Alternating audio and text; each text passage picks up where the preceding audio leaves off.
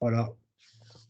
Bonjour à tous, bienvenue à cette nouvelle matinale d'Avocat Lab 92, l'incubateur du barreau des Hauts-de-Seine. Aujourd'hui, nous allons vous parler, même vous reparler, du mouvement No-Code. On avait fait une formation en mai 2011 sur comment créer son site internet avec des outils No-Code. Eh bien, nous en faisons une là, avec Bastien, notre formateur, qui va vous expliquer un peu comment utiliser ces outils, qui peuvent être gratuits, avec aussi des versions payantes, mais voilà, plein de petites choses pour vous faciliter votre exercice professionnel.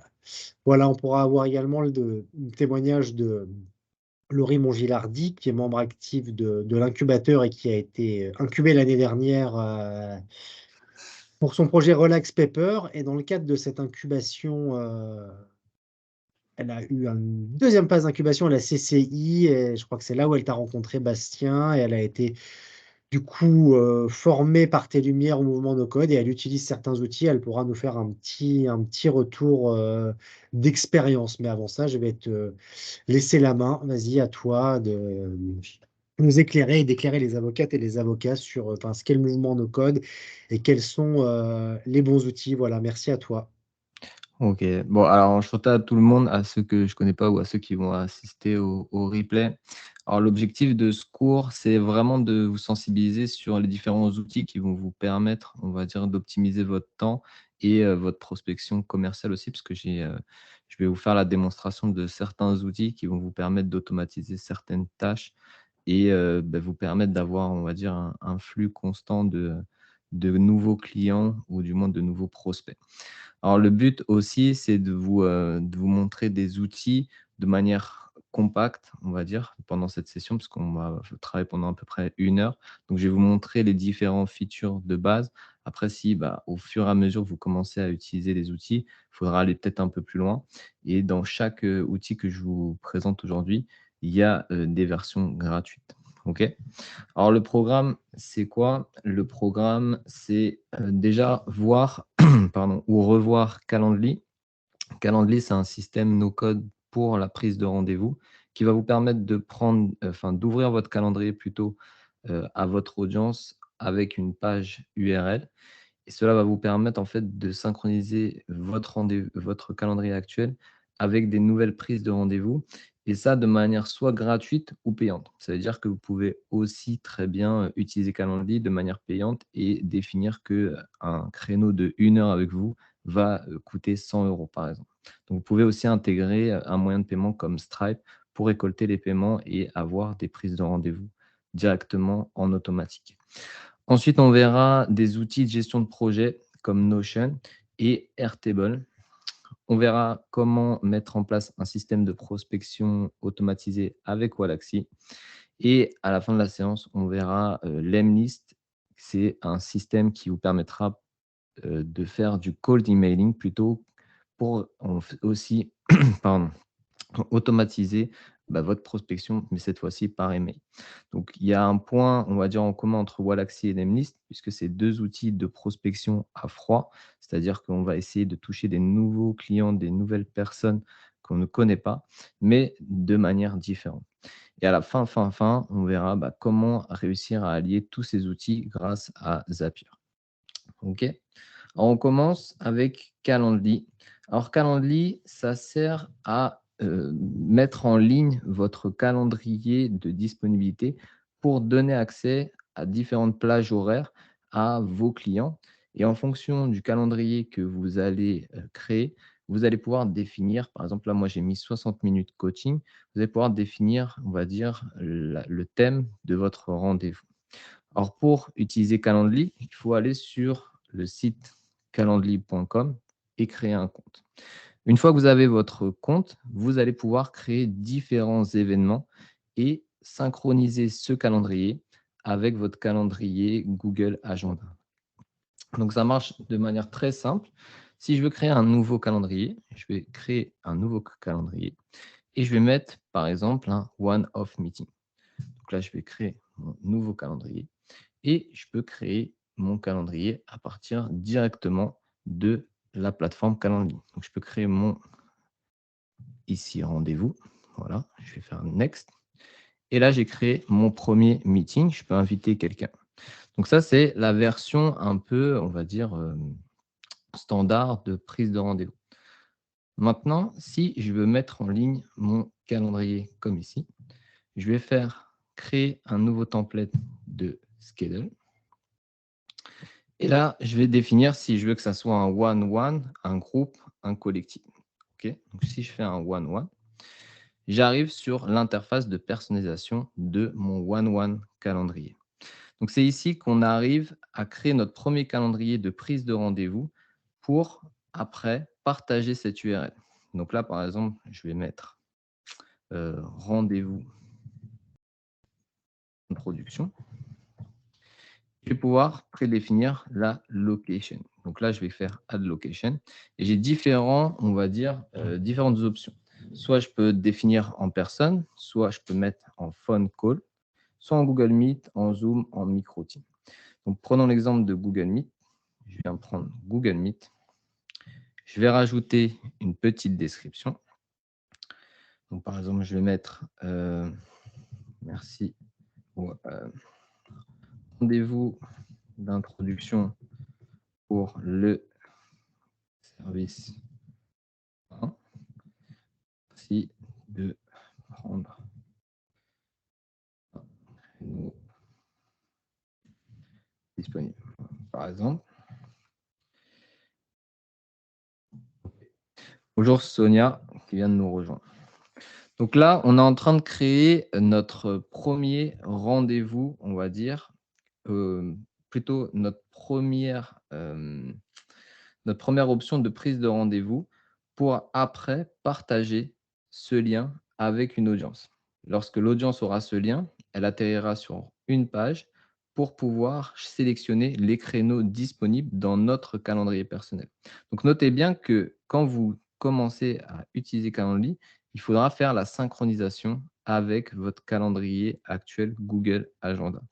Ça marche aussi avec les calendriers Outlook. Moi, à titre personnel, j'utilise le pack G Suite, donc c'est plus simple pour l'intégration. Et en règle générale, tous les outils sont plus adaptés au pack G Suite. Le pack G Suite qui est le workspace de Google, donc la formule payante de Google, pour avoir une adresse mail professionnelle. OK. Donc ensuite, ça va me créer mon lien. Donc là, je vais avoir l'événement link. Donc je vais mettre rendez-vous introduction. Voilà, je peux garder la couleur que je souhaite. Ça, c'est vraiment juste après pour vous en tant qu'administrateur. Et maintenant que j'ai créé mon premier événement, je vais pouvoir sélectionner les différentes options.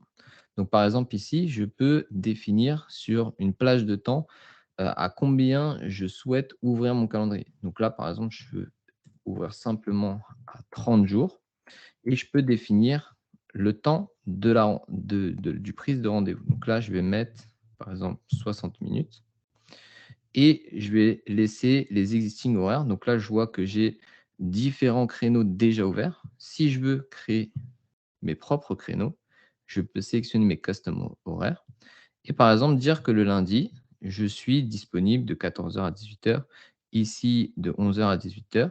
Donc là, je vais venir à ce niveau-là et je vais éditer ma date. Et en fait, sur le 28, je ne suis pas disponible à 11h. Je ne suis jamais disponible à 11h, on va dire.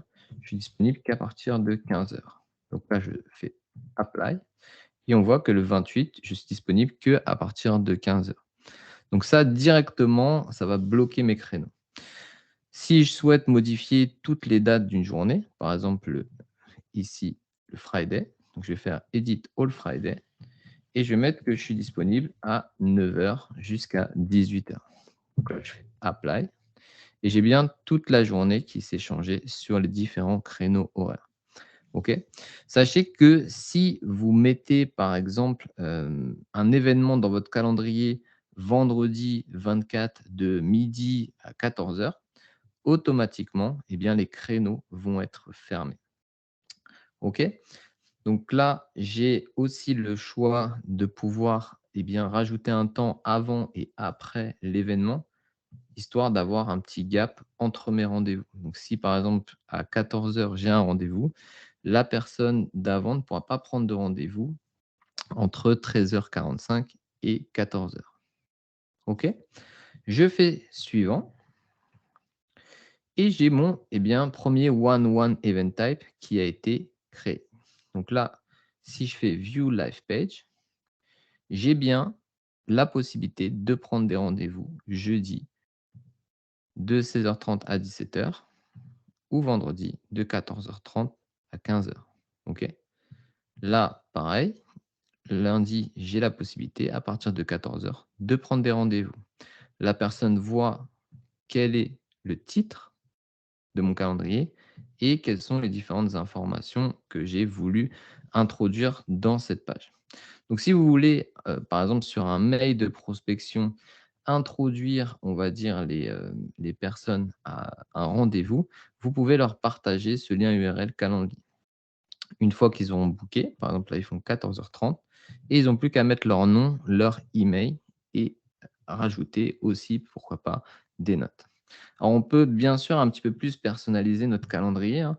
On peut aussi définir les différentes questions ici qu'on souhaite, puisque là, par défaut, on n'a que le nom, email et les notes. Mais si je veux rajouter des nouvelles questions, je peux le faire ici en rajoutant, par exemple, nom d'entreprise. OK, et puis là, je peux choisir si c'est un one line, un multi-line, un ratio, un radio bouton, checkbox. Je vais faire apply et j'ai bien mon nom d'entreprise qui va apparaître ensuite sur la demande de prise de rendez-vous. Donc, il faudra bien définir en amont quel type d'informations vous souhaitez avoir par rapport au prospect. OK? Vous pouvez avoir aussi des notifications par email, donc avoir un email reminder, un email follow-up. Donc, si vous voulez les activer, vous pouvez. Et lorsque les gens ont créé un événement, ils vont avoir aussi un email. Donc, il faudra personnaliser cet email si vous souhaitez avoir des informations complémentaires. OK? Donc ça, c'est la première partie pour créer son calendrier, on va dire, de façon gratuite pour que les gens puissent prendre un rendez-vous. Ça marche très bien lorsque, par exemple, vous êtes sur une phase de prospection, que vous cherchez des nouveaux clients et que vous lancez, on va dire, un flow d'emails. Eh bien, vous pouvez intégrer ce lien pour que les gens prennent un rendez-vous pour découvrir vos différents services. OK. Alors, il y a Sonia et Stéphanie qui sont arrivées. Enchanté. Donc là, pour résumer, on utilise Calendly de manière à automatiser la prise de rendez-vous sur internet avec nos différents interlocuteurs pour éviter d'avoir à dire au téléphone: «Alors quelle date es-tu dispo? Alors moi j'ai midi entre 13h et 14h, le vendredi entre 16 et 17». En fait, là, au lieu de faire, on va dire, cette phase par téléphone ou par mail, vous envoyez directement votre lien Calendly pour le dire: «Réserve directement avec moi un rendez-vous de 30 minutes sur mon Calendly. En fonction de mes disponibilités, tu verras si tu es aussi disponible». OK? C'est pour vraiment simplifier, on va dire, la prise de rendez-vous avec des clients ou des personnes. OK? Dernière option, c'est de collecter le paiement. Alors, si vous voulez collecter le paiement, il faudra avoir un compte Stripe qui permet de faire l'intermédiaire entre Calendly et la carte bleue de votre client. Et donc là, vous pouvez accepter le paiement et mettre un prix prédéfini. Par exemple, 100 €. OK? Donc là, on a défini qu'on avait un créneau de 1 heure et qu'on souhaitait que ce créneau de 1 heure soit chargé 100 €. Donc si la personne souhaite prendre rendez-vous, elle devra payer 100 €. Alors, le collect payment marche seulement si vous êtes en version premium de Calendly. Il ne marche pas si vous êtes en version gratuite. OK? Donc ça, c'est aussi important à prendre en considération. OK. Est-ce qu'il y a des questions, Stéphanie, Sonia, peut-être, par rapport à Calendly? Est-ce que vous l'avez déjà utilisé ou c'est un nouvel outil que vous découvrez? Bonjour, merci, désolée pour le retard. Pas de souci. Moi, j'en avais entendu parler effectivement, mais en fait, je pensais que c'était un outil qui était payant et pour l'instant, je m'étais pas lancée dans cet outil parce que, voilà, j'avais pas envie de multiplier, justement les outils. OK. Mais du coup, je vais me pencher un peu plus effectivement sur les offres. Ok, ouais, parce qu'il y a une offre gratuite qui te permet d'avoir un calendrier. Donc, au moins d'avoir un format de prise de rendez-vous. Après, si tu veux avoir plusieurs calendriers, moi, par exemple, j'ai plusieurs thèmes sur mon calendrier. Tu es obligé de passer à une formule payante parce que j'ai des appels de 15 minutes de découverte, j'ai 1 heure de mentorat payant, 7 heures de mentorat payant, 60 minutes de coaching qui, lui, est ouvert.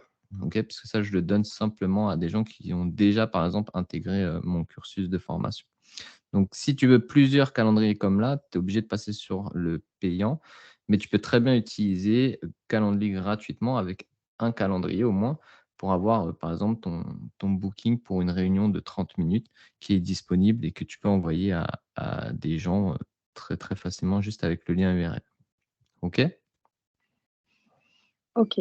Parce qu'en fait, il y a aussi que nous, en fait, via le site avocat.fr, donc le site institutionnel du Conseil national des barreaux, il y a aussi la possibilité de réserver un rendez-vous, mais c'est avec des tranches horaires qui sont peut-être moins détaillées. Mmh. Je crois que les gens choisissent simplement une plage horaire, par exemple, sur un après-midi ou une matinée, etc. Donc, ça permet pas de fixer un rendez-vous à un horaire aussi précis que D'accord. Calendly, quoi. Mm. OK. Bah, à tester, à voir si ça peut être, plus pertinent pour les personnes, et après même ça, on peut l'intégrer sur un site internet. Parce que tu peux le partager, par exemple si je fais share ici, je peux très bien l'ajouter à un site internet. Donc de manière, si vous avez je ne sais pas si vous utilisez WordPress, Webflow, Wix, peu importe le système, que vous utilisez pour mettre en ligne votre site internet. En fait, vous pouvez créer un inline embed et ça va vous donner un bout de code comme ça, que vous avez juste à coller sur votre site internet. En fait, vous allez avoir sur votre page web le lien Calendly. OK? Donc ça permet d'avoir votre calendrier un peu partout et au moins tout est synchronisé. C'est-à-dire que si par exemple cet après-midi là de 14 heures à 15 heures, vous mettez un rendez-vous sur votre calendrier, bah, les personnes ne pourront pas booker. Donc ça aussi, je ne sais pas si le site des avocats, il synchronise aussi vos calendriers à vous. Non, pas du tout, non. Mm. Mmh. Non, non. Ouais, donc ça, c'est le gros point fort à mon avis, c'est que, bah, au moins vous avez tout centralisé sur un calendrier et bah, au lieu de regarder si vous avez une dispo ou si, potentiellement la personne a une dispo, au moins c'est clair pour tout le monde. OK? Alors, on a un nouveau DCX. Alors DCX, on a fini nous, Calendly. Ce que je vous invite à faire, c'est de revoir derrière le replay par rapport aux différentes informations qu'on a vues là sur Calendly, puisque, bah, l'intérêt là aussi, c'est de montrer différents outils et de vous montrer justement, bah, quels seraient les avantages d'intégrer ces différents outils dans votre quotidien et dans votre activité. OK? Donc Calendly, c'est un gros, on va dire, c'est un gros outil que moi j'utilise tout le temps pour prendre ces prises de rendez-vous. Deuxième outil que j'utilise au quotidien et que, la plupart des entreprises commencent à adopter aussi, c'est un outil qui s'appelle Notion. Je ne sais pas si vous avez déjà entendu parler de cet outil, heu, peut-être dans votre entourage, s'il y a déjà quelqu'un qui l'a déjà utilisé ou peut-être que vous l'utilisez déjà. Je ne sais pas si quelqu'un a déjà, utilisé ou connaît cet outil? Oui, moi j'en ai déjà entendu parler, mais j'ai jamais osé. Apparemment, j'ai cru comprendre que c'était compliqué, donc je suis impatiente de voir ce que vous allez nous dire. Ah, compliqué? OK, OK. Alors Sonia, ouais, c'est vrai qu'on peut penser que c'est compliqué à première vue, puisque en fait, c'est assez brut. Il y a pas grand-chose de base, puisque c'est vous qui devez tout créer, on va dire mettre en place l'architecture. Mais en fait, ce qui est bien avec Notion, c'est que, bah, au final, c'est assez répétitif, c'est assez, fonctionnel et intuitif pour prendre en main et une fois qu'on l'a en main, c'est très facile. On va vous expliquer. Donc, ce que je vais faire, c'est vous montrer comment on créer son compte. Vous pouvez juste créer votre compte avec votre adresse mail. Mais comment on crée un espace de travail, comment on ajoute des pages, des blocs et comment on utilise des templates. J'ai fait des slides aussi où j'explique à chaque fois avec du texte à côté à quoi correspond chaque bloc. Donc ça, je vous le partagerai. Ok, je ne vais pas faire défiler les slides. Je vous montre juste en réel. Et dans un email, je pense qu'ils vous communiqueront le PDF avec les slides si vous voulez en format texte. Ok. Alors Notion, voilà à quoi ressemble, on va dire, Notion quand il est optimisé entreprise. Ok, puisque moi, j'utilise Notion au quotidien, même pour avoir des interactions avec des personnes tierces, avec des personnes avec qui je travaille, des personnes employées. Et ça permet en fait de tout centraliser sur un seul point et d'avoir, on va dire, plus de fuite d'informations et de documentation. Ok, puisque sur Notion, on peut très bien intégrer des documents, des liens embed. On peut synchroniser son drive, on peut synchroniser un calendrier. En fait, on peut tout centraliser ici. C'est un peu un mix entre un gros bloc-notes, ok, euh, un CRM aussi, on peut l'utiliser en tant que CRM, et dernier point, un gestionnaire de projet. Pardon. Ça veut dire que vous allez pouvoir aussi définir des tâches, faire des to-do list et définir un planning par rapport aux différents éléments. Alors après, tout ça dépendra aussi de votre de manière de travailler. En Notion, c'est pas si dur, ok? Notion, il ne faut pas se dire que c'est dur. Notion, ça marche en fait avec des pages qui sont reliées à des blocs, ok? Chaque élément que vous allez intégrer sur Notion, par exemple, je vais mettre formation 23 février, ici, je vais pouvoir le transformer en page. Dès que je vais transformer une page, ici, en cliquant sur le côté, je vais mettre Turn into Page. Ça va me créer comme une sous-section de mon texte. Et là, à nouveau, je peux repartir sur du texte. Donc, par exemple, je vais mettre démonstration CRM, démonstration base de données. Et je peux à nouveau tourner ceci en page. Pardon, hop. Je clique sur le côté et en page. Vous avez vu, sur chaque texte, sur le côté à gauche, vous avez 6 petits points qui vous permettent d'arriver sur les options de votre ligne et de changer cette ligne soit en page, soit en heading, heading 2 ou en toggle list par exemple. Toutes ces options sont, on va dire, la deuxième grosse caractéristique de Notion qui sont l'incrustation de blocs. Okay, donc, dans chaque page, donc par exemple la démonstration CRM, je vais pouvoir créer des blocs. Donc, je vais pouvoir mettre data client 1, par exemple, et modifier cet élément en heading 2, par exemple, et ensuite faire une toggle list ou une bullet list. Voilà. Donc là, je vais mettre homme 45 ans, homme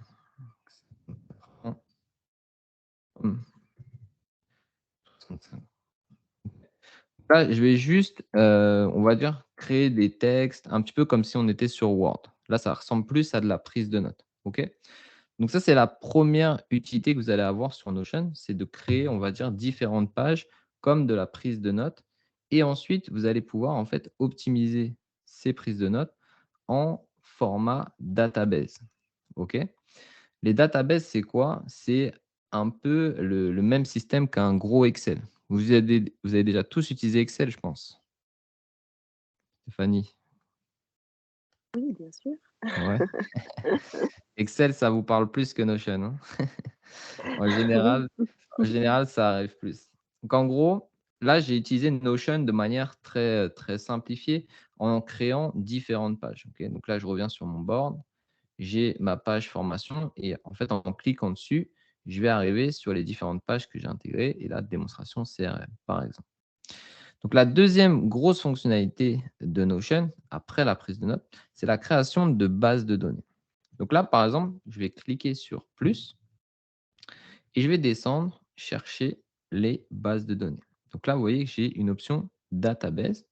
Et maintenant, je peux créer ma première database. Je vais créer à partir de rien. Donc, je vais faire une nouvelle database. et je vais l'appeler formation. Donc là, je vais faire comme si j'avais un CRM client. Donc, je vais mettre ici mes informations je vais mettre Jean, Michel, Gabriel, par exemple. OK. Maintenant, je vais rajouter ici une propriété. Donc là, j'ai un multi-select. Je peux choisir le type de propriété que je veux. Par exemple, je vais mettre en select. Et au lieu de mettre tag, je vais mettre statut. OK. Là, je vais créer mes différents statuts. Donc, je vais mettre lead. Je vais mettre client. Et je vais mettre qualifié. Je vais mettre pas qualifié. Là, je peux définir les statuts. Après, je peux définir un nom, par exemple. Je peux dire que je vais mettre package type number. Donc là, je laisse en nombre et je vais mettre 499. Je vais mettre 599 et 0. Okay, donc là, c'est le type de package qui serait intéressé potentiellement ce client. Je peux rajouter des informations comme par exemple genre. Là, je vais mettre homme, homme, homme. On va rajouter Julie, mettre Stéphanie, Sonia. Okay, et là, je vais vous mettre en lead et Sonia en client. Et pareil, je vais mettre des montants. OK, et là, je vais mettre femme. Donc là, je crée une base de données très simplifiée. Ce qui est intéressant avec Notion, c'est que grâce à son intégration de base de données, on peut après mettre différentes vues que ce qu'on ne peut pas forcément faire avec un tableau Excel, par exemple. Donc, si je viens ici sur plus, je vais pouvoir créer un board avec mes différents statuts. Okay, donc là, je vais sélectionner, par exemple, les cartes size medium et grouper par statut. Donc là, je laisse le groupement par statut. Je fais Done. Je ferme. Et là, en fait, j'arrive sur une base de données qui est type CRM, OK, avec un pipeline de transactions, par exemple, pour définir les statuts des leads.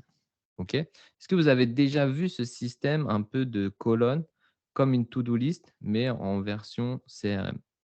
Est-ce que ça vous dit quelque chose? Non, pas du tout. Pas du tout? OK. En fait, ce système-là, c'est un système qui vient un peu du to-do list de Trello, on va dire. C'est des cartes et sur les cartes, en fait, en fonction, si par exemple, Stéphanie, tu es juste un lead potentiel pour l'instant, eh bien, je vais pouvoir te déplacer sur le côté et te passer en cliente une fois que tu es devenu client. Et si je viens sur ma base de données, eh bien, ton statut a aussi changé. Donc, on peut faire, on va dire, différentes vues sur notre base de données. Donc, ça nous permet en fait d'avoir un bloc-notes, un élément où on va créer différentes pages avec des boards, mais aussi notre CRM. OK? Vous utilisez, vous, un CRM dans votre activité ou pas du tout? Est-ce que vous savez déjà ce que c'est un CRM? Je ne sais pas si je peux répondre. Ouais. Un CRM, c'est un outil qui permet de compiler voilà, l'annuaire des clients ou je ne sais plus ce que ça veut dire exactement le raccourci. Mhm.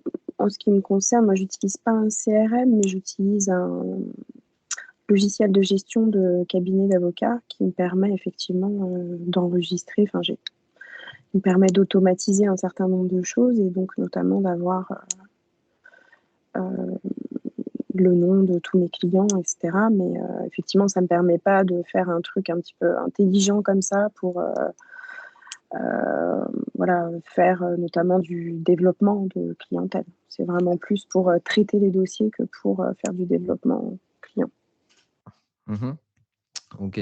En fait, ce qui est important quand vous avez une base de données, peu importe la base de données que vous avez utilisée et comment vous l'utilisez, c'est que dans votre commercialisation, si vous avez un mauvais suivi client, si vous ne savez pas exactement quel type de produit votre client est intéressé, quelle est, vous, par exemple, quelle est la cause qu'il veut plaider ou les choses comme ça, si vous ne centralisez pas tout sur le même outil, vous allez avoir une mauvaise gestion de clientèle et en fait, ça va vous prendre pas mal de temps de retrouver des informations à droite, à gauche, vous dire: «Ah ouais, lui, qu'est-ce qu'il faisait?» Parce que quand on a 10 clients, 12 clients, tout dépend de la quantité que vous pouvez prendre, mais je pense qu'il y a un moment donné où quand on commence à avoir beaucoup de clients et que, par exemple, il y a une personne qui vous avait contacté il y a 5 ans en arrière, si vous n'avez pas noté ça dans un fichier CRM, parce que le CRM, c'est, Customer Relation Management, c'est-à-dire un outil de gestion, de relations clients, du coup, vous allez soit perdre les informations, soit mettre du temps à retrouver ces informations. Le but d'un outil comme ça, CRM un peu, c'est de aussi avoir toutes les informations en très peu de temps et d'avoir tout centralisé sur le même outil. Donc, ça peut être intéressant de mettre ça en place sur votre activité. Je vais mettre ça en grand, comme ça sera plus grand. OK. Et en plus, après, on peut recréer des vues de base de données. OK. Donc, par exemple, si je mets une timeline ici, je vais prendre ma base de données formation. Je vais changer la vue. Je vais prendre le timelines, voilà. Et en fait, si par exemple ici, j'intègre des dates du 23 ici au 28, tout de suite, ça me fait une ligne. Et comme un gestionnaire de projet un petit peu, je peux rajouter, par exemple, Stéphanie. On a ici notre projet qui dure jusque la fin mars, par exemple. Et donc là, ça me crée en fait tout un planificateur sur le temps. OK? Donc là, j'ai une timeline avec mes différents clients et je peux rajouter ici, en fonction des personnes, des dates d'entrée et sortie de projet. Donc, c'est vraiment utile quand on veut avoir une visibilité complète sur, on va dire, les différentes tâches qu'on veut faire. Et après, derrière, ça nous permet d'être bien organisé, bien structuré, de comprendre un petit peu les besoins des personnes. S'ils sont clients, en général, on est plus attentif, mais si c'est simplement des gens qui sont rentrés dans votre CRM comme ça, on a moins les informations en direct. Donc, il faut bien avoir un outil comme ça. OK? Ce qui est intéressant avec Notion aussi, c'est que si on veut rajouter des liens externes, on peut le faire. Si on veut rajouter des PDF, on peut le faire. Si par exemple, je veux intégrer un document PDF, je peux l'intégrer. Okay. Donc là, je peux créer un lien embed qu'on appelle, soit avec un PDF, soit avec un Google Doc. Je peux même intégrer mon Drive. Donc, si vous avez des documents qui sont mis sur Google Drive, vous pouvez directement les intégrer sur Notion et avoir accès sur tout. Donc, si par exemple, je veux avoir une page spécifique pour Stéphanie, je crée ma page. Et après, je mets toutes ces informations. Alors, imaginez que est-ce que vous avez déjà entendu parler de ChatGPT? Normalement, la plupart des humains connaissent maintenant cet outil un peu en trend actuellement. Ouais. Oui, oui. Ok. En fait, ce qui est bien avec Notion, c'est qu'ils évoluent aussi avec le mouvement et ils ont intégré une AI dans leur, on va dire dans leur système. Donc si par exemple Stéphanie, je voudrais créer un truc, je ferais comme ça et je pourrais, lui demander de me faire qu'est-ce que je pourrais? Voilà, un job description en BAT. Alors c'est quoi ta spécialité, Stéphanie? Moi, le droit locatif.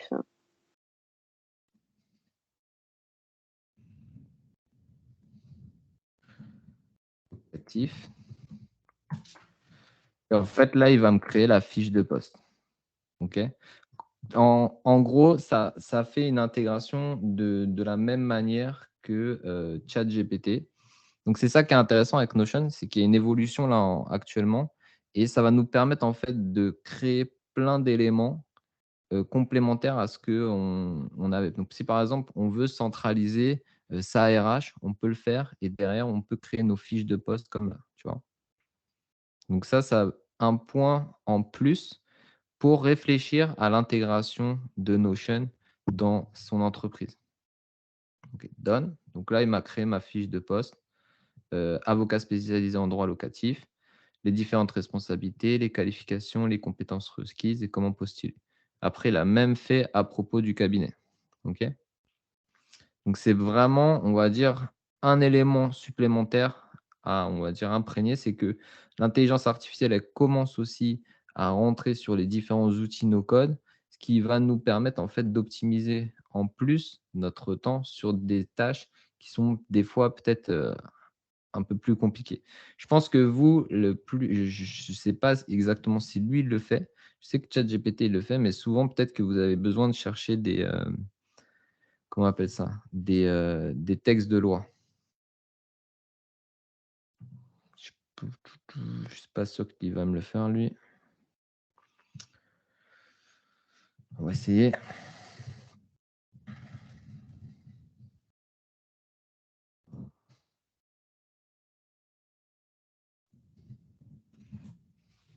Si j'ai pris la bonne option.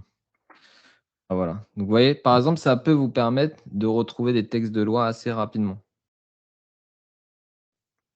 OK? Donc, en fonction de votre utilisation, ça va vous centraliser tous les éléments et ensuite, après, vous retrouvez. Alors, je ne suis pas sûr que c'est viable à 100%, mais au moins, c'est, on va dire, des choses qui peuvent être intégrées au fur et à mesure dans votre activité. Donc, Notion, premier élément, qui se rappelle à quoi comment ça fonctionne Notion. Donc, le principal, comment ça fonctionne exactement? Stéphanie, pas d'idée? C'est-à-dire, On va dire la fonctionnalité mère de Notion. pour moi, c'était une manière de se départager les tâches, enfin, un organisateur de OK. travail. Donc, plus comme système de to-do list. Ouais, moi j'avais ça en tête, mais effectivement, je l'ai jamais utilisé.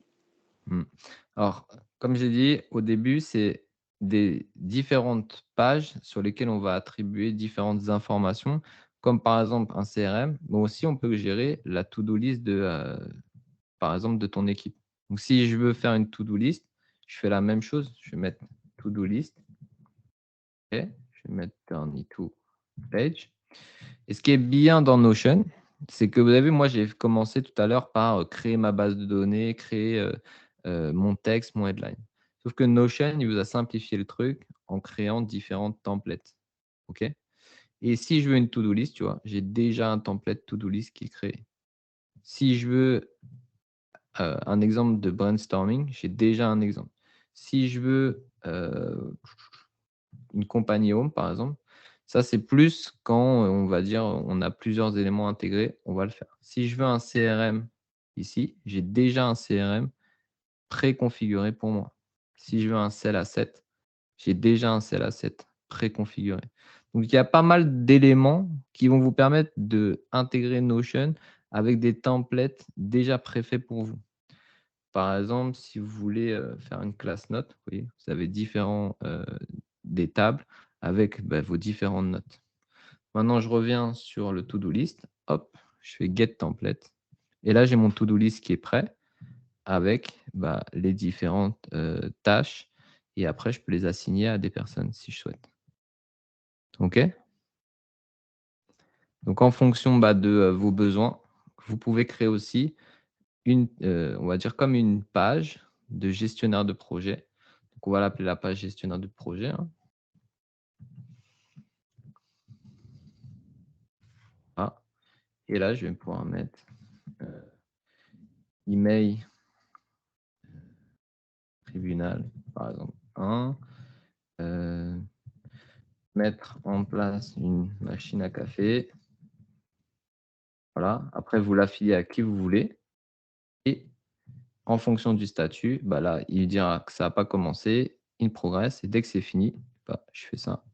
Et je déplace le to-do list. Donc, ça peut vous permettre aussi très bien de gérer en interne votre gestion de projet ou les tâches quotidiennes d'une personne qui travaille pour vous, d'un stagiaire ou peu importe la personne qui est affiliée ou même des freelances avec qui vous pouvez travailler. Si par exemple, vous travaillez avec des freelances qui vont gérer votre communication, votre site internet ou peu importe ce qu'il va gérer, vous pouvez mettre ça en place pour suivre, on va dire, les différentes étapes et les différentes actions qu'il met sur votre entreprise. OK? Donc il y a plein de choses à faire sur Notion. Moi, j'ai déjà fait des vidéos de formation sur ma chaîne YouTube où je parle de Notion, par exemple, si vous voulez vraiment voir en détail, comment créer des blocs, quels blocs, et cetera. Plus vous aurez le PDF où j'explique à quoi correspond chaque bloc et les différents templates qui sont accessibles, les différents blocs inline, les databases, à quoi ça sert, les différents blocs médias, parce qu'on peut intégrer des médias, on peut intégrer des failles comme des PDF, comme je vous ai dit. Donc, il y a pas mal en fait d'éléments que les gens ils n'ont pas conscience par rapport à Notion, parce que c'est vrai que d'aller jusqu'à les fonctionnalités les plus avancées, ça prend un petit peu de temps à prendre en main. Mais si on regarde pour la finalité, moi, par exemple, j'utilise ça sur sur mon entreprise, sur les formations. J'utilise ça aussi pour mes déclarations, pour mon guide de vidéo YouTube, pour mon perso. Et j'ai mon task list ici. Vous voyez, je peux très bien créer mes task list ici. En fait, j'utilise ça pour les différents projets sur lesquels je travaille. Donc là, c'est, on va dire, mon board sur lequel tous les matins, je vais voir ma to-do list, je vais mettre à jour ma gestion de projet. Avec un client, hop, on travaille dessus, il a accès ici directement aux différentes informations de mon Notion et il aura à chaque fois les différents feedbacks que je lui donne. On a centralisé aussi la RH, donc vous pouvez tout centraliser aussi sur Notion. Donc, ça qui est bien, c'est intéressant pour vous, pour éviter d'avoir, on va dire, des documents sur un dossier de votre ordinateur, les autres sur un cloud, les autres sur un drive. En fait, vous pouvez avoir tout ça centralisé à la même place. OK? Est-ce qu'il y a des questions par rapport à Notion? Et même Notion, comme je l'ai dit, ils sont en train d'évoluer. Ce qui est vraiment intéressant, c'est qu'ils sont en train de mettre en place l'intelligence artificielle. Donc, ça va vous permettre de créer vos fiches de poste, de créer des blogs, par exemple, pour votre site Internet ou des posts LinkedIn. Puisque si vous voulez créer votre post LinkedIn sur Notion, vous pouvez le faire. Et ça peut vous permettre de gagner en efficacité et surtout de ne pas perdre du temps, on va dire, sur les grandes lignes de la création de contenu. OK? Sonia, est-ce que tu as des questions? Stéphanie, est-ce que ça va pour l'instant? Oui, merci beaucoup. Oui, il n'y a plus qu'à essayer. Il faut essayer. En plus, c'est gratuit. Au début, je pense que vous n'avez pas de page de limitation. Vous pouvez créer, on va dire, vos premières pages, créer vos premières databases et tout ça gratuitement. Vous pouvez même proposer à des collaborateurs de rejoindre votre espace et c'est totalement gratuit. Il suffit juste d'avoir une adresse mail et de créer ça. OK? Ce qui est bien aussi, c'est que vous pouvez l'avoir sur téléphone par application. OK? Alors, il y a un outil qui est un peu complémentaire, mais qui va être plus défini comme on va dire, CRM pour le coup. Enfin, moi, je vais plus utiliser comme ça. Et plutôt comme un Excel 2.0, on va appeler ça Airtable. Alors, Airtable, c'est un autre outil qui nous permet là vraiment d'être plus focus sur la gestion de bases de données et, on va dire, création de bases de données dynamiques. OK. Donc là, à première vue, on vient d'atterrir sur Airtable. C'est, on va dire, une liste de bijoutiers de Paris qui est accessible sur internet, que j'ai intégré sur mon Airtable. Et ça ressemble vraiment à Excel avec ses différentes colonnes ici. Le point, on va dire, fondamental à retenir sur Airtable, c'est que vous allez pouvoir l'utiliser essentiellement comme un CRM et une base de données dynamique. OK? Donc là, on part de Notion, puisque Notion, on a dit qu'on pouvait aussi intégrer un CRM. Mais là, c'est vraiment si on veut, on va dire, un CRM dédié à… si ça sonne peut-être 2 secondes, je vais juste éteindre ça, pardon. Hop. Ouais, on va vraiment l'utiliser comme un système de base de données dynamique. Alors, je vous montre. Ici, j'ai mes colonnes, mes différentes colonnes, comme si j'étais sur un tableau Excel avec le nom, l'email, le numéro de téléphone, le site internet, qui est le représentant et les sales stage evolution. OK. Ensuite, les différentes notes.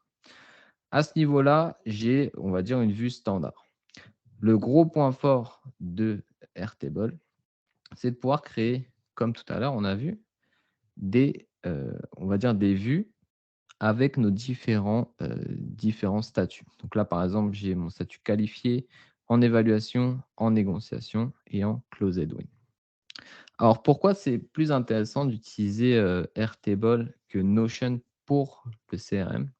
En fait, le seul défaut du CRM de Notion, je dirais, c'est que derrière, on n'aura pas de rapport. Alors que là, avec Airtable, on aura un rapport grâce à l'outil en lui-même.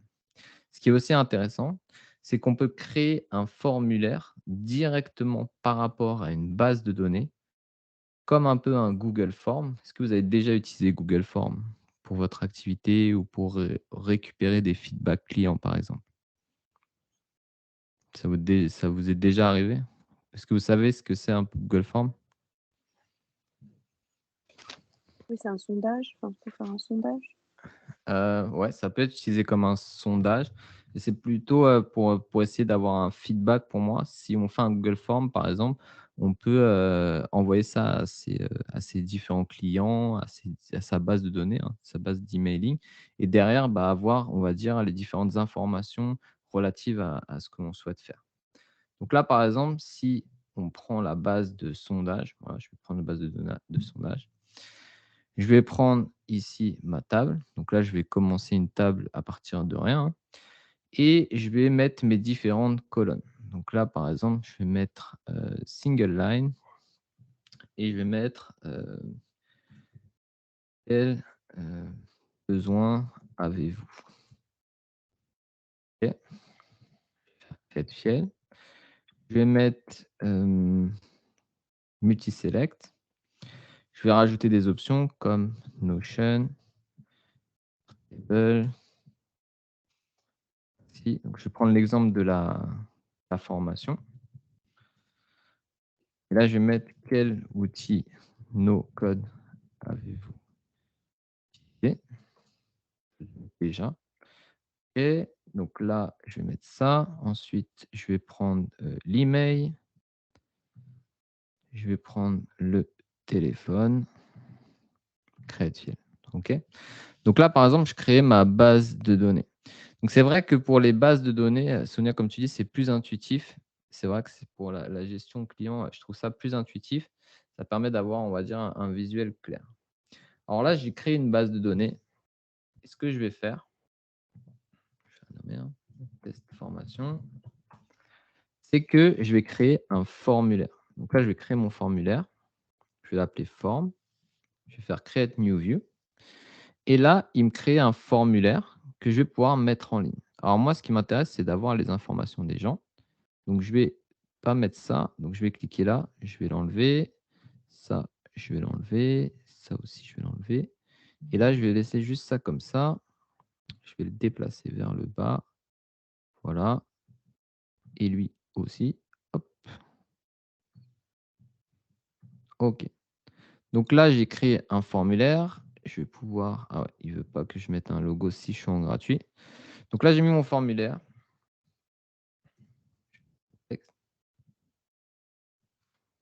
Donc de la même façon, vous avez vu, là, j'ai cliqué sur Add logo. Moi, j'utilise Airtable gratuitement. Avant, j'avais la version payante. Il n'y a pas vraiment de grand intérêt si on fait des petites bases de données. Si vous avez des grosses bases de données, pourquoi pas?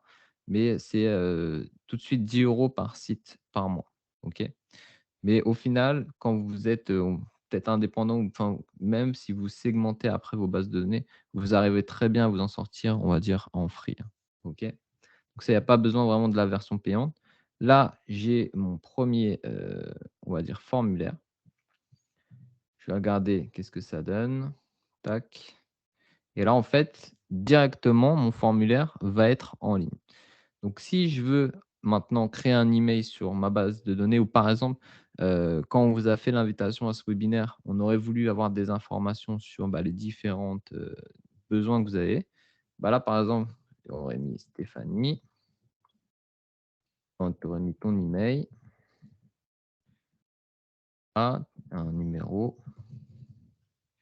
Quel besoin avez-vous intégration no code.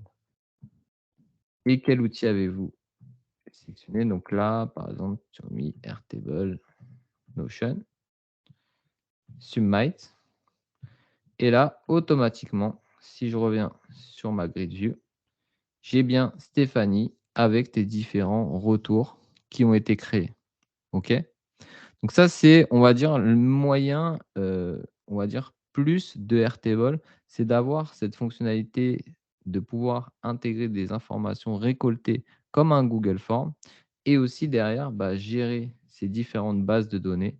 Par exemple, là, ma base de données bijoutier, d'avoir les différentes colonnes de manière claire, avoir mon sell pipeline avec une vue plus simplifiée et grouper en fonction des différents stages. En fait, on peut créer des vues différentes en fonction de nos besoins. Si on veut avoir une list view, par exemple, créer notre list view et définir après par rapport au statut ou par rapport aux différentes personnes.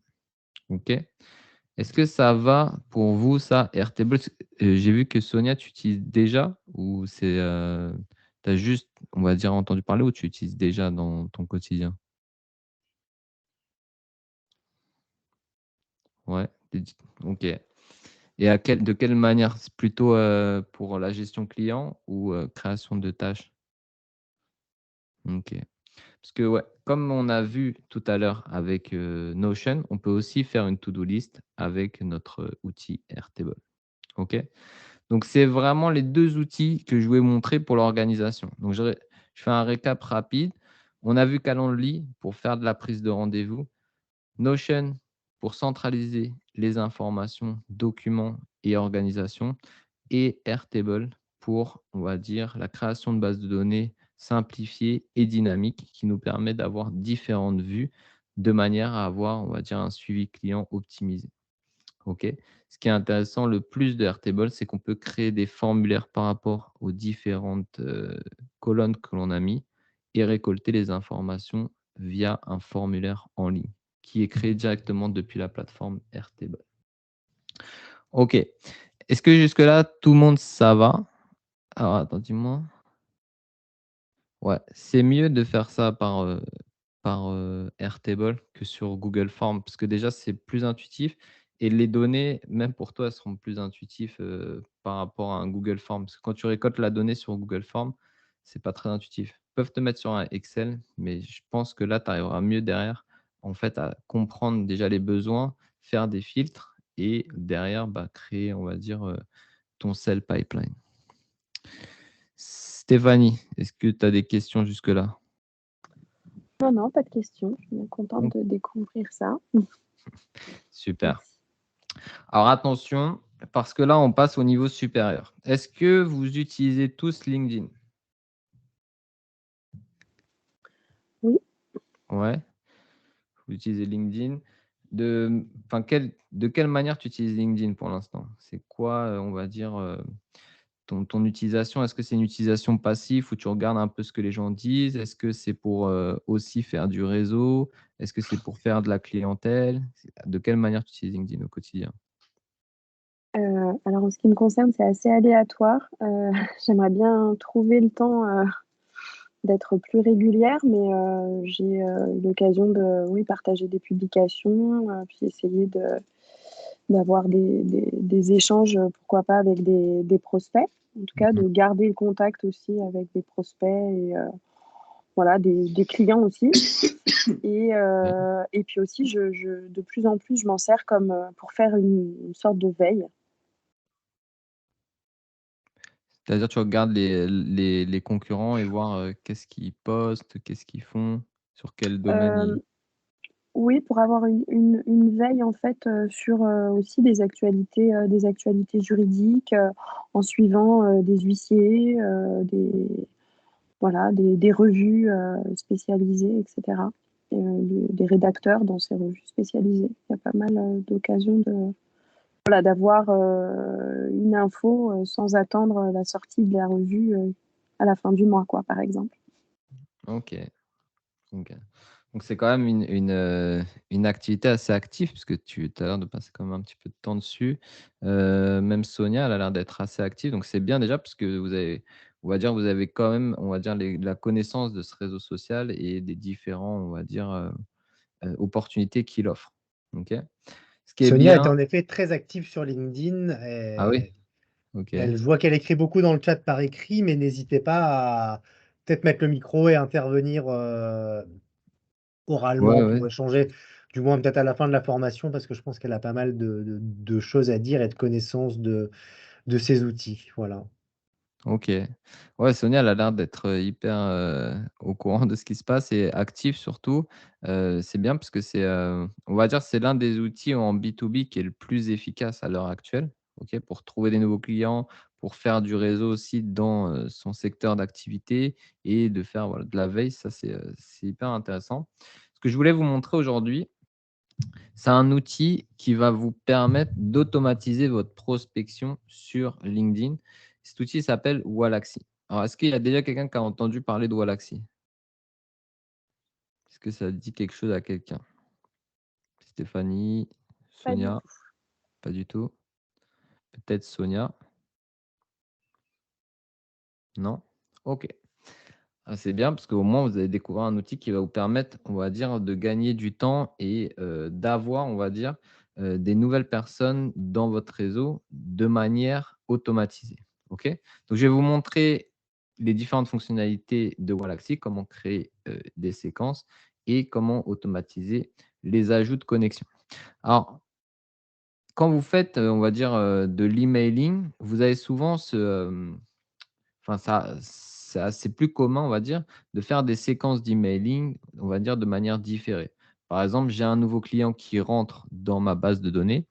Il va recevoir un email un jour après, 2 jours après, 3 jours après, et ça de manière automatisée.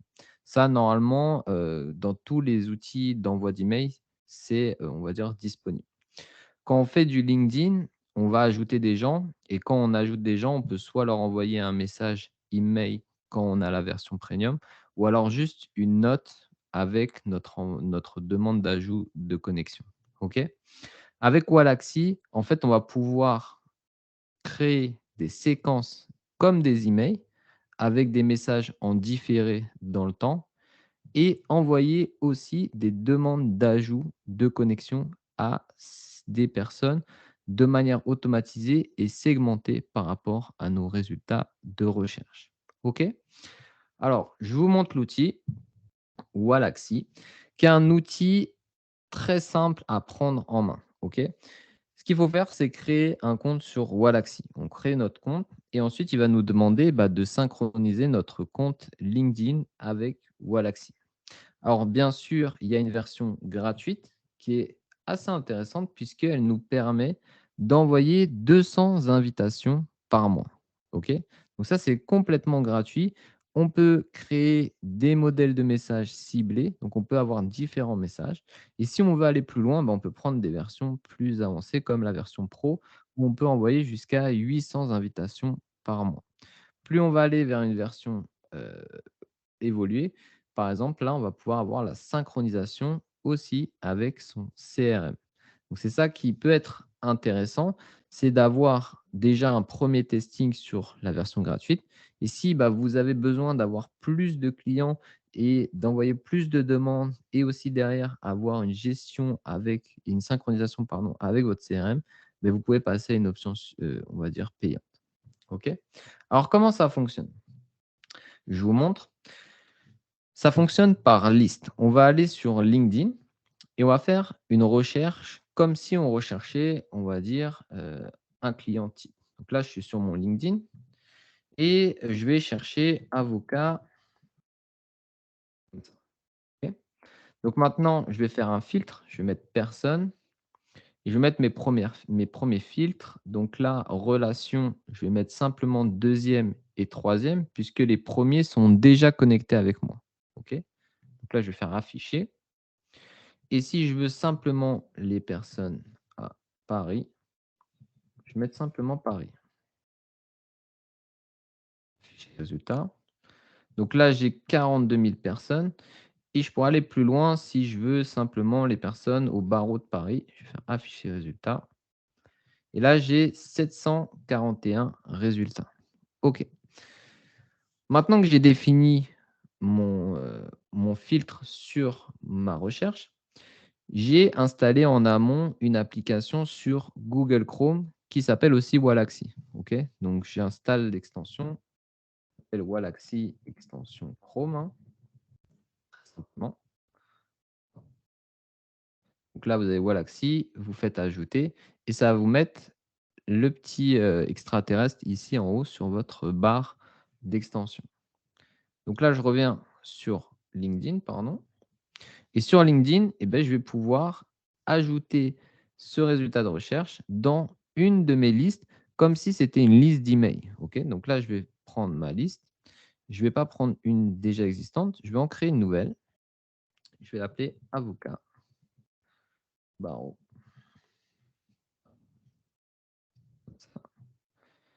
OK. Et là, je vais définir combien de personnes je souhaite importer. Alors, on peut faire 1000 imports par 1000 imports, mais si vous souhaitez en faire plus, si vous avez 2000 imports par exemple, vous attendez que les premiers 1000 imports soient finis et après, il vous demandera à partir de quelle page vous souhaitez commencer votre import. Donc là, pour l'exemple, je vais en prendre juste 20 par exemple. OK. Et je vais faire valider. Et là, j'ai plus rien à faire. J'attends que Wallaxy importe les premiers résultats de recherche dans ma liste. OK. Je reviens sur mon Wallaxy et on voit qu'il est en train de synchroniser ma liste avocat barreau de Paris dans mon Wallaxy. OK. Jusque-là, ça va pour tout le monde? Ça va, Sonia? Stéphanie, c'est bon? Oui. Ouais. Oui. OK. Super. Donc là, je fais juste une préqualification des profils que je souhaite connecter. OK. Maintenant que j'ai ma liste, ces personnes-là ne sont pas encore connectées, hein. Donc maintenant, ce que je vais faire, eh ben, c'est créer une campagne. Donc sur la colonne de gauche, on voit qu'on a les prospects et maintenant on a les campagnes. C'est ici qu'on va définir notre automatisation. Donc là, je vais faire campagne. Et là, vous voyez que j'ai plusieurs campagnes qui sont en cours. Donc je vais faire démarrer une nouvelle campagne et vous avez déjà des modèles prédéfinis. Alors, quand on crée une campagne, on sélectionne un modèle. Après, on ne peut plus toucher à ce modèle. Ça veut dire que là, on va définir est-ce qu'on veut simplement envoyer une demande d'invitation ou alors on va envoyer une demande d'invitation avec 2 messages ou on peut aller encore plus loin. On peut aller, par exemple, sur avant, je souhaite faire une visite sur ces profils. Je vais aller sur plutôt LinkedIn là. Voilà, toc, on va avoir des trucs un peu plus complets. Donc voilà, là par exemple, je vais avoir visite, plus après, je suis la personne, donc je la demande toujours pas en connexion, je fais juste une visite, ensuite je la suis et après, je lui demande une connexion. Ou alors, je la visite, je la suis, je lui demande une invitation et derrière, si elle ne me répond pas, j'envoie 2 messages différés. OK? Donc en fait, on peut aller vraiment très loin puisqu'on peut aller même jusqu'au multicanal qui est accessible seulement en premium. Mais là, je vous parle vraiment du gratuit. Par exemple, visite, follow, connect et 3 messages. 3 messages, bien sûr, si la personne répond à l'un de vos messages, les 2 autres messages ne vont pas être envoyés ou le dernier message ne sera pas envoyé. Dès que la personne commence à interagir avec vous, la séquence automatique s'annule. OK? Donc, si on reprend un schéma assez simplifié, souvent, on va faire, par exemple, invitation plus 2 messages. Ce qui veut dire que vous pouvez aller jusqu'à 3 messages, puisque lorsque vous faites une invitation, vous pouvez aussi envoyer une note dans votre invitation. OK? Donc là, je vais faire sélectionner. Donc, je vais renommer ma campagne. Je vais mettre avocat. Je vais faire suivant. Et là, je vais sélectionner où est-ce que je veux, enfin, quel prospect je souhaite connecter. Donc là, je vais faire depuis mes listes. Je sélectionne tout simplement avocat barreau de Paris. Je vais ajouter tous les prospects. Et là, est-ce que déjà je veux envoyer une note? Alors, tout dépend quel message vous souhaitez, on va dire, diffuser et quel est, on va dire, l'objectif de votre campagne. Puisque en amont, vous devez réfléchir aussi à l'objectif de votre campagne. Puisque vous n'allez pas envoyer une campagne à un barreau et lui envoyer des messages comme ça pour lui dire bonjour, ça va. Ok. Donc le but là, c'est de savoir déjà en amont qu'est-ce que vous souhaitez. Donc si je souhaite contacter des avocats du barreau de Paris pour avoir, on va dire, pour régler une problématique que j'ai, là potentiellement, je vais ajouter une note. Si à l'inverse, moi, je suis en tant que marketeur et que je souhaite diffuser un message au barreau de Paris pour leur vendre une formation no-code, par exemple, là, pour l'instant, je ne vais rien leur dire ou je vais faire non continu. OK. Maintenant, je vais faire modifier le délai après l'invitation. Je vais mettre 2 jours après, par exemple, suivant. Et là, je vais commencer à discuter avec lui. Ce qui veut dire que, pardon, ce qui veut dire que lorsque la personne va accepter mon invitation, je vais attendre 2 jours de manière automatique, hein, je n'aurai plus besoin de toucher une fois que ça sera lancé et après 2 jours, j'ai mon premier message qui va se diffuser et qui va être envoyé à la personne. OK? Donc là, j'ai des modèles, peut-être que je pourrais prendre un modèle. C'est en anglais, je vais essayer de voir. Non, je vais mettre le 1. Voilà. Donc par exemple là, on va prendre cet exemple. Là, je lui demande, avez-vous quelqu'un en interne pour assurer la création du contenu vidéo marketing? Donc là, par exemple, si j'étais une agence de communication qui vend des vidéos de marketing, j'irais vers ce point. OK? Donc là, je lui envoie un premier message avec une question pour, lui demander, potentiellement, est-ce qu'il y a déjà quelqu'un qui s'occupe de ces visuels publicitaires? J'ai plus qu'à valider. Et maintenant, je définis dans le temps combien de temps je vais attendre après ce premier message si la personne n'a pas répondu. Bien sûr, si elle répond, comme je vous ai dit, ce message s'annule. Donc là, je vais dire attendre 5 jours après l'envoi du message. Et là, je vais lui envoyer un autre message, par exemple, message 2. Et voilà, je lui dis bonjour, j'ai vu que vous n'aviez pas le temps de répondre à mon dernier message entre les beaux jours. En gros, j'essaye un petit peu de, on va dire, l'inciter à lire mon message par rapport, on va dire, à ma prospection. Donc là, j'ai défini, moi, dans mes étapes de prospection, un cheminement. Donc là, les messages sont un peu mélangés.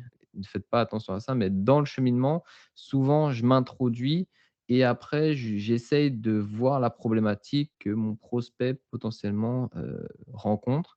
Une fois que j'ai défini la problématique, j'envoie derrière une solution avec une formation, ou un guide, par exemple, qui peut l'aider, lui, à titre personnel, à effectuer les tâches et si, à la fin, je vois que la personne, elle est pas prête à travailler elle-même, là, je lui propose les services opérationnels.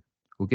Donc moi, dans mon activité, c'est comme ça que je vois les choses, mais vous, en fonction de votre activité, il va falloir voir déjà votre cible, puisque vous pouvez faire de la prospection automatisée comme ça pour trouver des nouveaux clients, mais aussi pour étendre votre réseau de collaborateurs, hein. Peut-être que vous avez un intérêt à avoir, je sais pas moi, 10, 15, 30, 40 avocats en plus dans votre réseau. Peut-être que potentiellement, vous avez un intérêt à avoir des procureurs, à avoir, différents types de profils et en fait, ça prend du temps d'ajouter des personnes tous les jours, tous les jours, tous les jours. Là, vous pouvez le faire de manière automatique sans obligation de commercialisation, hein, derrière, hein. Vous pouvez juste le faire pour étendre votre réseau et une fois que vous avez validé, hop, je fais valider et j'ai plus qu'à cliquer sur lancer ma campagne et ma campagne va se lancer automatiquement et mes différents, prospects qui sont dans cette liste vont recevoir ma demande de connexion sur LinkedIn. Une fois qu'ils ont reçu ma demande, 2 jours après, ils recevront mon premier message et 5 jours après mon premier message, ils recevront mon deuxième message. Est-ce que vous avez vu, un petit peu le fonctionnement et l'intérêt que ça peut avoir pour vous derrière d'utiliser ce système d'emailing, de connexion via Waalaxy? OK, Bah oui, oui. Je me demandais comment faisaient tous ces gens qui m'envoient des messages, mais maintenant j'ai compris. c'est ça. C'est ça. En règle générale, surtout dans le domaine de gens qui vendent de la prestation de service, c'est très utilisé. C'est très, très utilisé puisque en fait, ça permet déjà de prédéfinir une liste. Donc là, vous avez vu, si je voulais cibler simplement les barreaux de Paris, je pourrais le faire. Là, j'ai 541 personnes. J'ajoute les personnes au fur et à mesure avec différents messages. Je peux faire des testings aussi en fonction des messages. Vous allez avoir plus ou moins de réponses.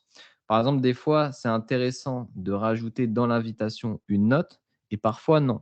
Puisque si on rajoute une note, notre taux d'acceptation, souvent, il est réduit puisqu'on propose directement nos services ou on rentre dans le réseau de la personne, souvent de manière commerciale. Ok. Si on n'ajoute pas de note, ça peut être vraiment simplement en termes de réseau où vous pouvez mettre une note au plaisir d'échanger puisque c'est des personnes dans votre réseau, si vous ajoutez des avocats ou des juristes. OK? Donc là, c'est vraiment, on va dire, l'un des outils que moi j'utilise le plus, on va dire, dans mon activité quand je suis en phase prospection et que je souhaite soit vendre des nouveaux services, soit vendre des nouvelles formations ou autres. OK? Et donc, ce qui est intéressant, donc là, je vais faire juste quitter sans sauvegarder. Parce qu'après, vous avez des analytiques. Donc là, par exemple, vous pouvez voir le nombre de personnes qui ont accepté. Donc là, on voit que j'ai 25% de taux d'acceptation sur mes différentes campagnes, que j'ai eu un taux de réponse à 14%. Et on voit le nombre d'invitations envoyées. Et en tout, moi, grâce à ce logiciel, maintenant, je suis monté à 5200 relations. C'est sûr qu'avant que j'utilise ce logiciel, je pense que j'étais à 800 personnes.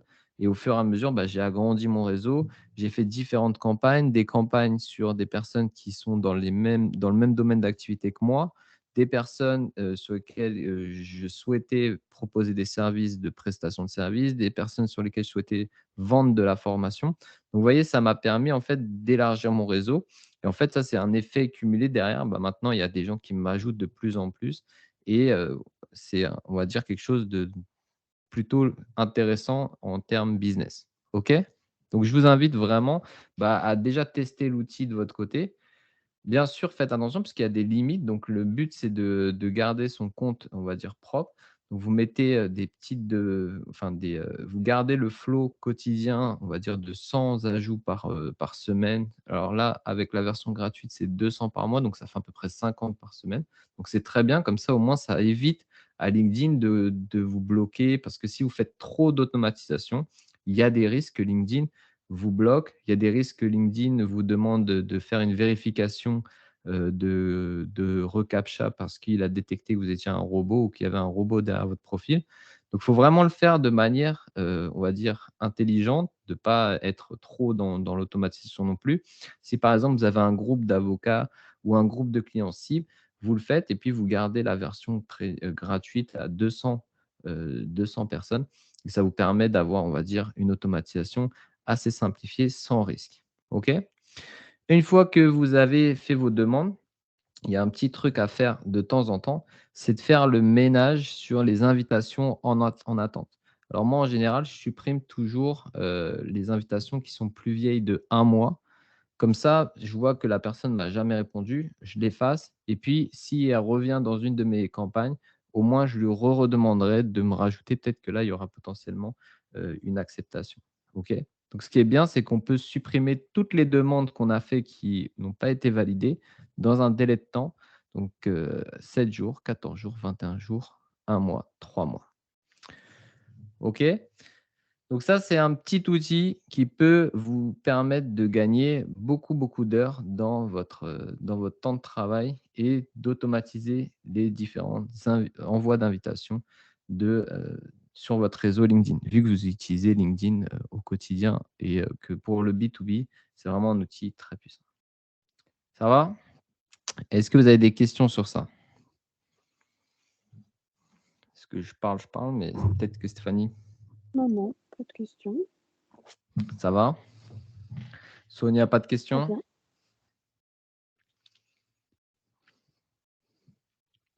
C'est pas Sonia, je crois que le... Non? OK. Alors, on continue puisque on a vu Wallaxy comme l'outil, on va dire, privilégiant les ajouts de demandes d'invitation, enfin, de réseau. Ce qu'on va voir maintenant, c'est un peu le même système, mais cette fois-ci de manière par email. Donc, on a vu Wallaxy. Maintenant, on va parler d'un autre outil qui s'appelle Lemlist. OK? Lemlist, c'est le même système que Wallaxy, puisqu'on peut très bien automatiser les différentes demandes d'envoi, mais cette fois-ci d'email. Donc, pour utiliser Lemlist, il faut déjà avoir une adresse professionnelle. On ne peut pas faire d'envoi d'email de campagne avec une adresse Gmail. J'espère que vous avez tous bien une adresse professionnelle. Hein. Ouais. Oui. OK, super. Puisque si vous avez un Gmail, ce n'est pas possible. Donc ensuite, vous vous connectez avec votre adresse mail et vous allez pouvoir créer des campagnes de cold emailing. Est-ce que vous savez à quoi ça correspond ce terme cold emailing? Sonia, peut-être? Non? Non plus. OK. Alors, je vais vous faire un spread. Je vais aller sur Figma direct. Quand vous faites de l'emailing, il y a deux systèmes d'emailing qui existent. OK? Il y a le premier système qui s'appelle newsletter. OK? On fait des newsletters. Les newsletters, c'est envoyer nos emails à un groupe de notre base de données. Donc, par exemple, on dit on va envoyer à toute notre base de données. On a 1000 personnes dedans. OK, j'ai 1000 personnes. Si j'ai après ma souris, je prends ma souris. Plus simple pour moi. OK. Pardon. OK, j'ai 1000 personnes. Donc, ce que je vais faire, c'est définir une date. Donc, par exemple, là, le 23/02, je vais envoyer un email à toute ma base de données, donc à ces 1000 personnes, le 23/02 à 13h30. OK? Donc là, à 13h30, j'ai 1000 personnes qui vont recevoir mon email, que je vais appeler email hashtag 1, par exemple. OK? Donc, tout le monde va recevoir mon email aujourd'hui à 13h30. 1000 personnes d'un coup. Donc, ça, c'est le format newsletter. Ensuite, on a le format automatisé, qui est, lui, le format où on va reprendre ces 1000 personnes et on va définir par rapport à une action. Donc, par exemple, création. Donc, ces 1000 personnes, par rapport à leur date de création, ils vont recevoir, après un jour, un email qu'on va appeler email A. Après 3 jours, un email qu'on va appeler email B. Et après 7 jours, un email qu'on va définir comme email C. OK? Donc, si j'ai 1000 personnes, en fonction de leur date de création, il y a une personne qui va le recevoir aujourd'hui, s'il vient de se connecter à 13h27, 3 jours après à 13h27 et 7 jours après à 13h27. Si j'ai une personne qui s'est connectée à 20h, donc qui a été créée dans ma base de données à 20h, et la même chose, sauf qu'elle va recevoir en différé. Donc, c'est ça, le système automatique, c'est en fonction de, on va dire, une action que vous avez sélectionnée, vous allez pouvoir séquencer vos emails sur des plages horaires ou sur des délais de temps différents. OK? Parce que là, on est parti sur un jour, mais ça peut être sur 12 heures ou 36 heures. OK? Peu importe.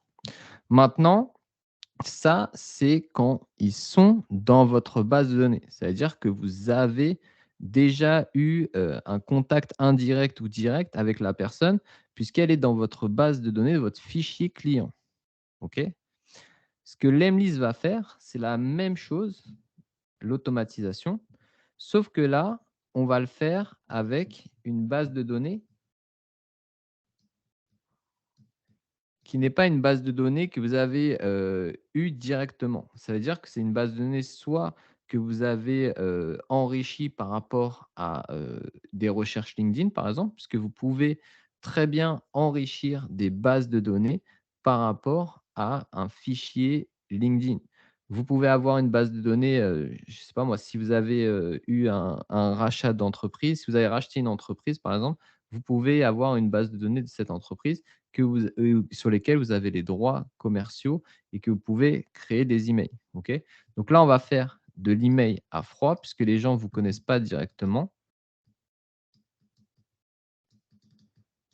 Et on va utiliser le système d'automatisation pour notre prospection et envoyer des emails de manière différée.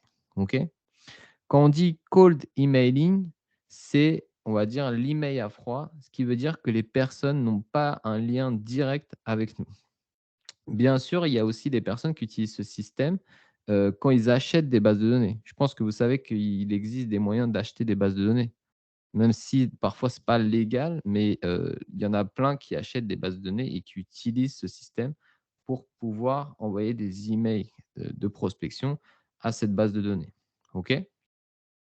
Donc ça peut être intéressant si, par exemple, vous voulez, par rapport à notre recherche LinkedIn là, par exemple, vous pouvez très bien utiliser cette base LinkedIn, l'intégrer dans l'Emlist, faire un enrichissement de base de données.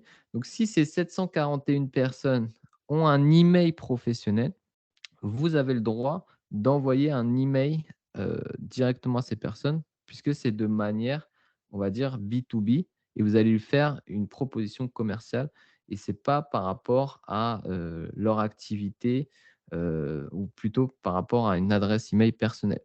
Si par exemple Laïla Ben, elle a une adresse lailaben@gmail.com, vous n'allez pas pouvoir créer un email automatique de manière avec l'Emlist.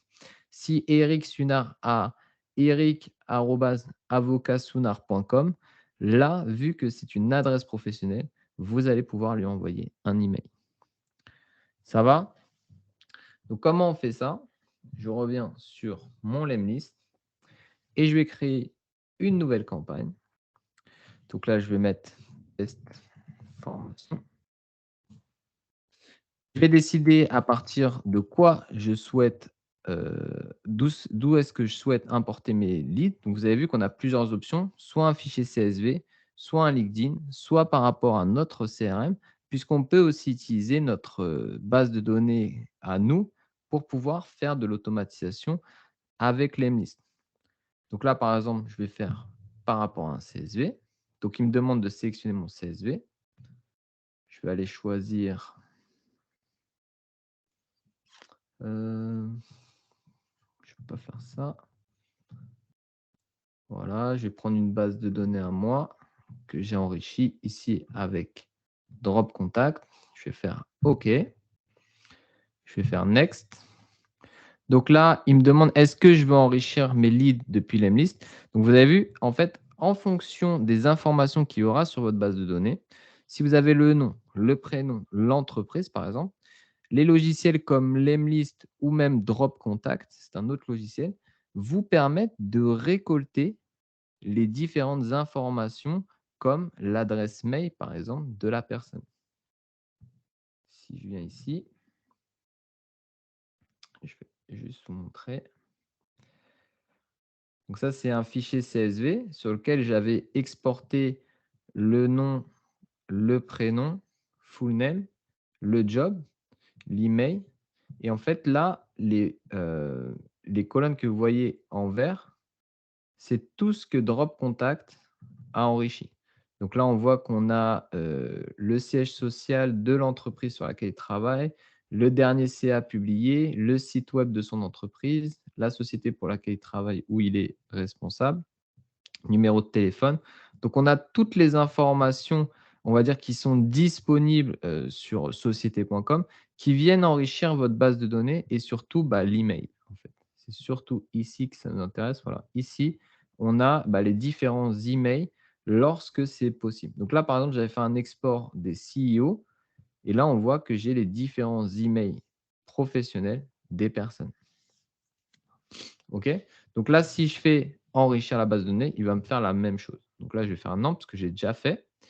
Je vais pas faire non, je vais faire non. Et là, il me dit all good, vous avez eu 260 leads qui ont été ajoutés. Donc là, je vais continuer. Et je vais mettre juste non. Et je vais créer je vais garder mon existing schedule. Donc là, pareil, on peut très bien sélectionner des plages horaires où on souhaite avoir notre automatisation en cours.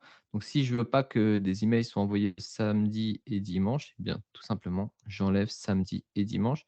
Et à partir de quelle heure je souhaite que mes emails soient envoyés et à partir de quelle heure je ne souhaite plus envoyer d'emails. Faites bien attention au time zone, puisque là, par exemple, je suis en US, -5. Donc là, il faudrait que je fasse mes propres horaires et je mette Monday, Tuesday, Wednesday, Friday. Hop. Je vais mettre mon local time.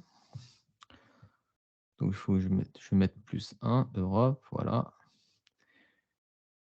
Et je vais laisser full day. Maintenant que j'ai fini, je vais faire create ma sequence. Et là, eh bien, je peux commencer à créer mon automatisation via l'emailing et LinkedIn. En fait, l'Emlist, c'est un combiné d'un outil d'envoi d'email automatisé et de Wallaxy, l'outil qu'on a vu juste avant, puisqu'il peut nous permettre de créer un email. Par exemple, j'envoie un email à ma liste d'emails. Voilà, je vais prendre un modèle. OK. Donc là, je prends mon premier modèle, par exemple. Et ensuite, je peux rajouter une étape et faire une visite de LinkedIn. Ensuite, je peux envoyer une invitation en rajoutant un message. Ici, je vois que la personne n'a toujours pas répondu. Je peux renvoyer encore un email. Donc là, je vais mettre ça. Voilà, par exemple. Et rajouter un autre email. C'est ce qu'on appelle faire de l'acquisition multicanal via les réseaux sociaux et l'emailing. C'est-à-dire que la personne va recevoir un email en notre nom. Derrière, elle va voir qu'on est venu sur son profil LinkedIn. On essaye de l'ajouter et ensuite, si on voit qu'il n'y a toujours pas d'interaction, on lui envoie un email qui est un email plutôt, on va dire, pour finaliser notre approche commerciale et dire voilà, tel produit, j'ai vu que j'ai essayé de vous démarcher, vous n'avez toujours pas répondu. J'ai ça, ça, ça à proposer, par exemple. OK? Donc, en fonction de votre vision des besoins que vous avez, vous pouvez intégrer ce type de logiciel dans votre stratégie d'acquisition en fonction de, on va dire, les prospects que vous souhaitez toucher. Puisqu'il y a des personnes qui vont plus répondre sur LinkedIn, d'autres par email. Donc, ça peut être intéressant d'avoir un match des deux. Bien sûr, on peut utiliser une liste seulement pour faire de la prospection par email. On n'est pas obligé de faire des steps avec LinkedIn. On peut faire aussi simplement que de l'emailing. Ensuite, je peux replanifier mon schedule, les différents settings et ensuite juste appuyer sur play pour envoyer toute mon automatisation à ma base de données.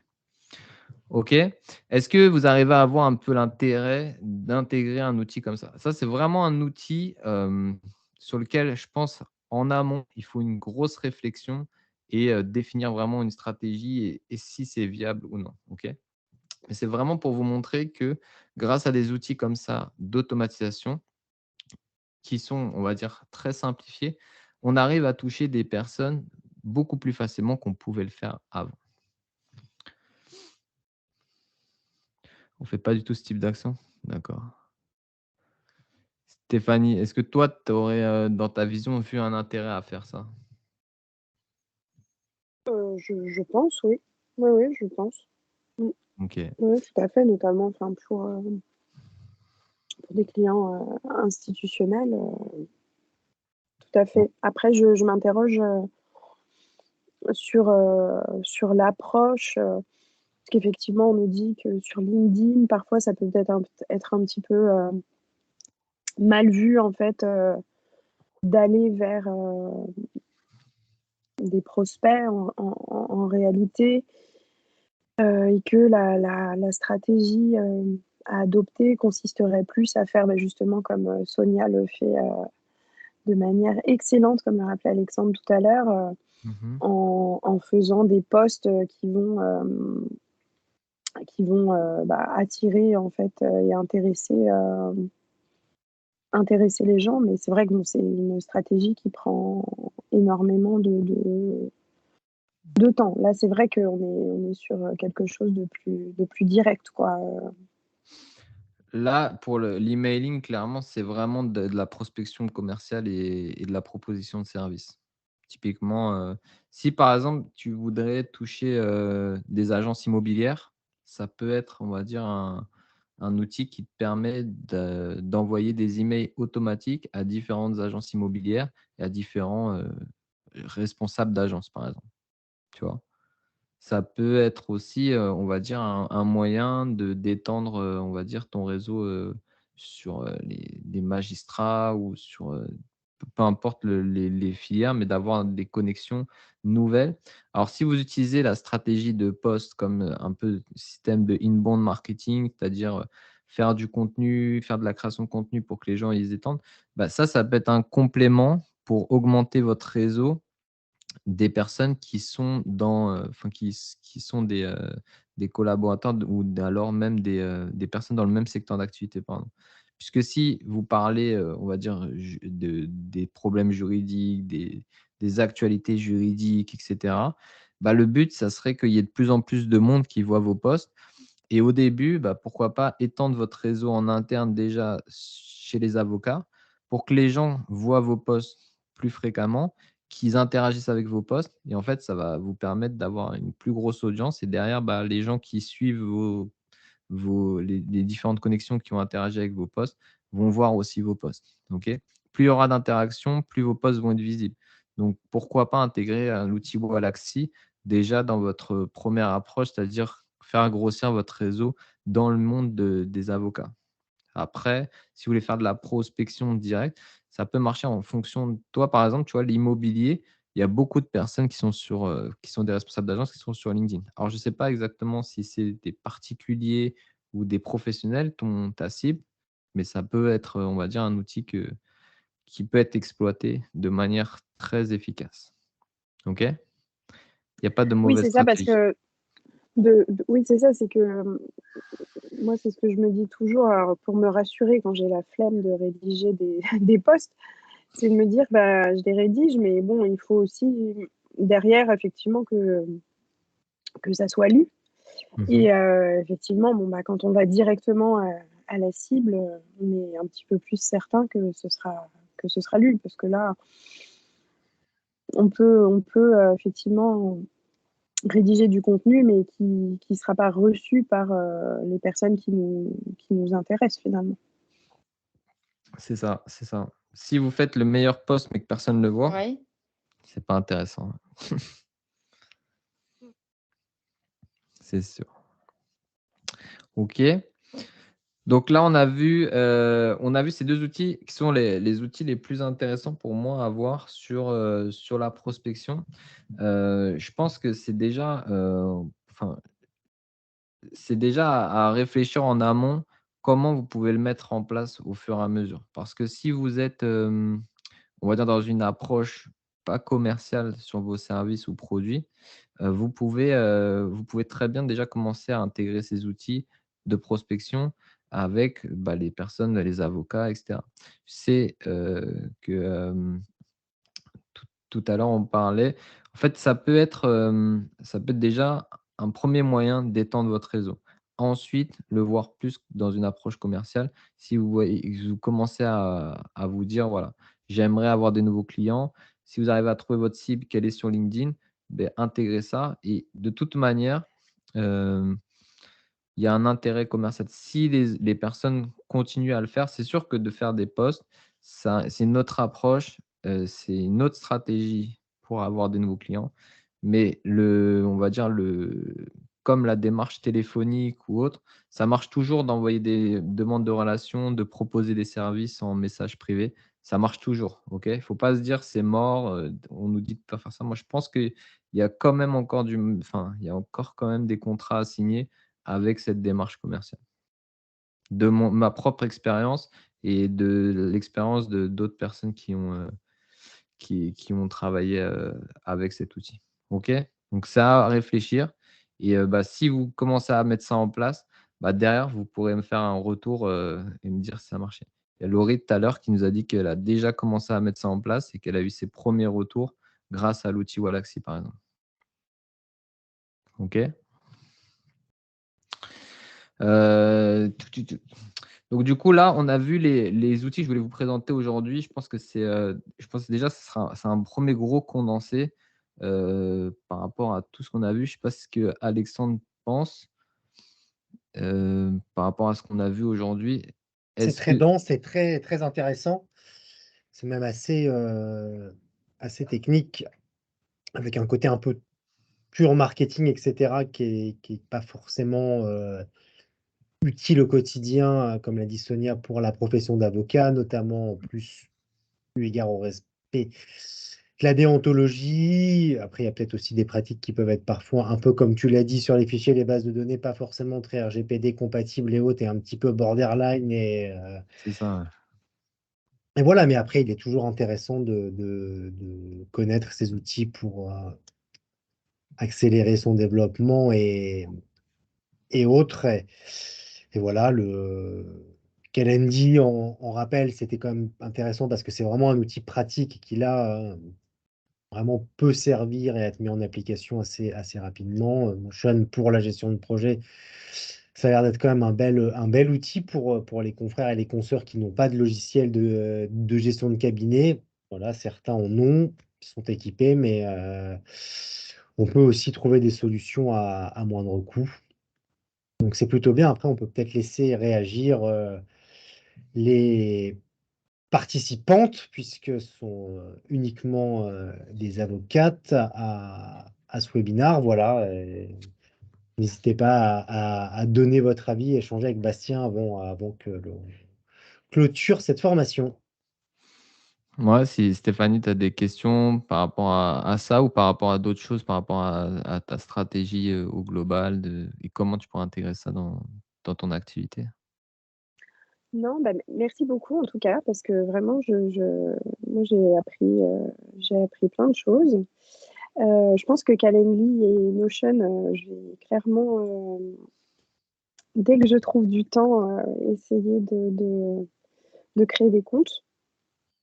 Voilà, parce que c'est vrai que moi, j'utilise des trucs qui sont un peu vieillots, notamment par exemple pour tout ce qui est organisation, je me limite à l'application To-Do de Microsoft. OK. Et voilà, là, je me rends compte que je m'empêche un certain nombre de choses avec un outil aussi basique. Mmh. Et puis oui, oui, bon, après, c'est toujours un peu la même chose, mais c'est vraiment de trouver du temps pour se mettre à de nouveaux outils, quoi, qui est important. Mais en tout cas, là, ça m'a bien motivée. Ouais, il faut déjà prendre les premières fonctionnalités primaires, s'imprégner un peu du logiciel. Il faut pas se mettre directement une pression, se dire: «Ouais, je vais devoir tout utiliser, faire des databases, des choses comme ça». Tu peux déjà prendre, on va dire, l'outil Notion, commencer à faire, les différentes pages que tu as besoin, créer avec les modèles, un CRM et derrière, tu vas progressivement, imprégner le logiciel et apprendre de plus en plus à l'utiliser. Si vous faites des posts LinkedIn en plus, vous pouvez faire de l'IA, post LinkedIn, tu vois? Tu peux très bien, ici, tu peux très bien prendre où est-ce qu'il est? Social media post et dire voilà, créer un post sur les 3 et là, il va te créer un post, tu vois?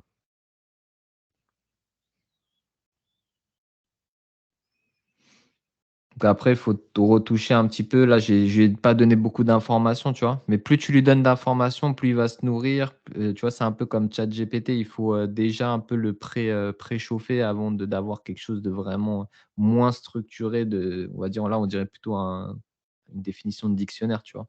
Mais Oui, oui.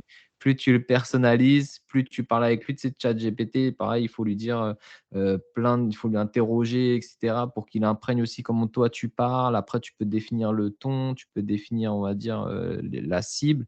Et là, tu auras quelque chose déjà de plus construit. Ça prend un peu plus de temps, mais c'est vrai que c'est un outil qui permet d'avoir des bases. Et si vous voulez avoir, on va dire, des posts récurrents, bah, ça prend beaucoup de temps. Donc, c'est des outils qui vous permettent d'éviter de passer trop de temps sur la création. Même, vous pouvez juste lui demander des idées de posts. Après, vous pouvez créer, vous, les posts. Si vous voulez garder ce côté authentique, etc. C'est vrai que des fois, on réfléchit, on passe des heures sur Google et en fait, on a des outils maintenant qui nous permettent en fait, de simplifier Google. Parce que Google, c'était une bonne solution jusqu'à 2023. Là, ils sont en train de switcher vers justement cette interaction avec l'intelligence artificielle qui permettent de réduire ce temps de recherche d'informations et ensuite de trouver l'information qu'on souhaite. Et tout ça centralisé sur Notion. Donc ça va être de plus en plus développé et ça va être de plus en plus utilisé, je pense, dans les années à venir, cet outil. Ça va remplacer Trello, ça va remplacer To-Do de Word, ça va remplacer, on va dire, tous les tous les outils un peu, de gestion de projet, de création de différentes bases de données avec ça. OK? Si vous voulez, je ne sais pas si Alexandre pourra partager mon lien de chaîne, mais j'ai fait un tutoriel vraiment très simplifié sur l'utilisation de Notion avec les différentes fonctionnalités. C'est très intéressant. Super. N'hésitez pas à aller voir.